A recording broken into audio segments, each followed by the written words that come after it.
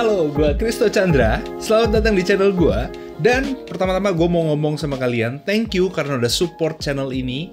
Karena channel ini akhirnya sampai ke 5.000 subscriber. Yeay! Masih kecil banget, gue tahu. Tapi sekali lagi, gue mau thank you buat kalian yang udah nge-like, yang udah komen, atau mungkin nge-share video ini. Thank you banget. Dan atau mungkin satu lagi buat yang udah beli e-course gue di kristochandra.com. Anyway, kemarin gue sempat bikin video pendek yang menurut gue konsepnya itu agak unik. Idenya itu untuk bikin sesuatu yang mind-blowing gitu, yang bikin mikir gimana ini ngerjain itu gimana gitu. Dan di video itu gue juga sebenarnya punya misi personal, yaitu untuk mengenalkan Indonesia ke seluruh dunia. Tapi di video kemarin itu emang masih kelimit di Jakarta aja.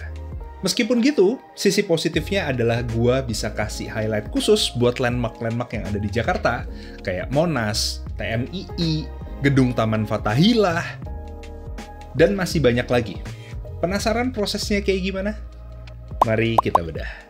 First thing first, di video ini tuh gue berkolaborasi dengan Viltrox, salah satu produsen lensa untuk kamera mirrorless dan juga kamera sinema yang punya banyak banget varian lensa, mulai dari ultrawide, telefoto, cinelens, bahkan sampai anamorphic cinelens. Gua kebetulan nge-shoot seluruh scene-nya hanya dengan dua lensa dari Viltrox, yaitu 13mm f1.4 dan 56mm f1.7 R series-nya Viltrox.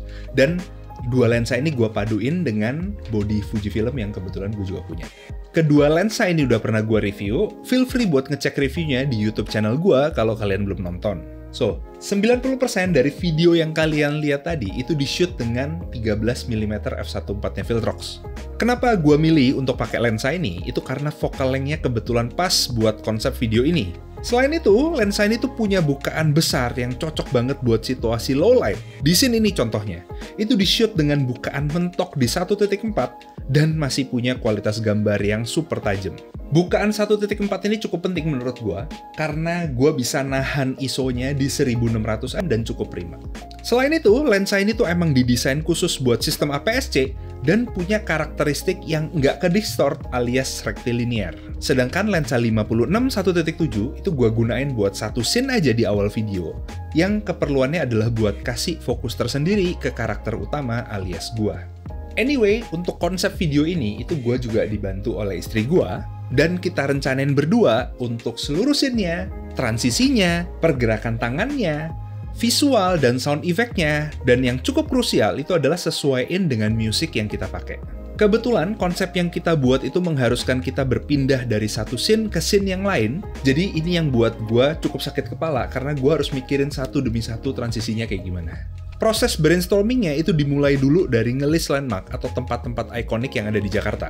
Terus ngelis juga berbagai macam visual effect yang mau kita pakai, terus kita cocokin antara landmark dan visual effect yang ada, terus kita bikin alur ceritanya, di mana ceritanya itu gue jalan-jalan dari pagi sampai malam, dan di sepanjang hari itu gue selalu melakukan magic, atau mungkin video magic.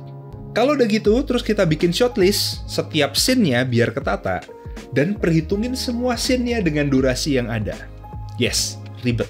Anyway, sebenarnya tuh ada banyak banget landmark ikonik di Jakarta yang menurut kita tuh cocok masuk di video, tapi karena satu dan lain hal, sayangnya itu harus kita coret dari list kita karena berbagai alasan teknis.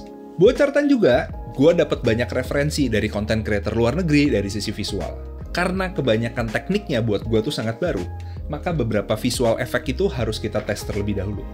Kayak efek gedung yang growing, genggam Monas, terus transisiin ke malam dengan timelapse-nya, dan juga muter stadion, itu semuanya belum pernah gue lakukan, tapi gue kurang lebih punya gambaran gimana caranya itu dilakukan. Dari sisi perekaman, kalian bisa lihat bahwa di setiap scene ini gue hampir selalu menggunakan first person view atau POV yang digabungin dengan gestur tangan.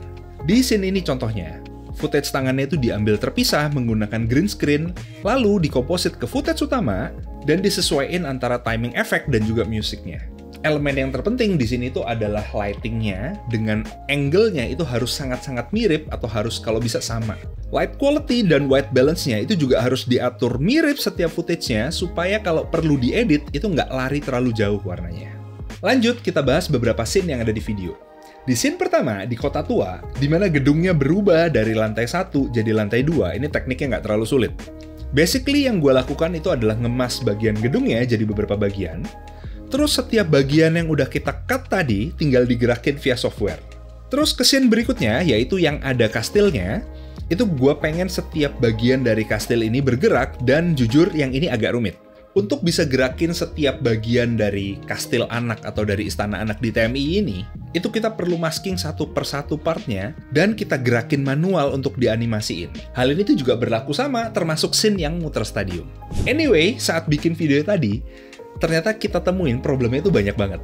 Yang pertama, di 2 scene ini. Jadi saat gue sampai rumah, itu ternyata memory card yang gue pakai itu korup, dan berbagai macam data atau foto atau video yang udah gue shoot itu sebagian besar itu nggak ada di situ. Gue ingat ada ambil foto-foto yang dari sisi exposure dan teknis-teknis lainnya itu lebih bagus, tapi untungnya at least masih ada 2 foto yang cukup clean ini.